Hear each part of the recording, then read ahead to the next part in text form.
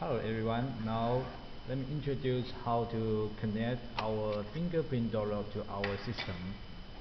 This is the battery and this is the setting button. This is the model button. This is to control the voice. And the first step to push our setting buttons of fingerprint door lock. 请输入管理员指纹或密码。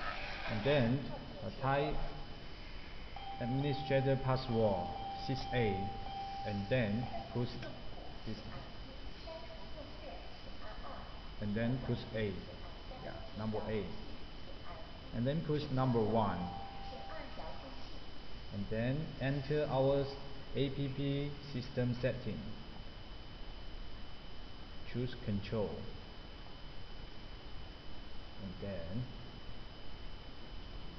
and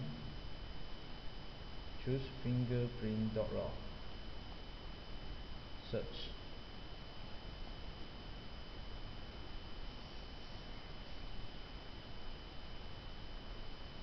Okay, now we give a name for the fingerprint door lock and then choose the room and then OK. Okay, now the connection is finished. Thank you.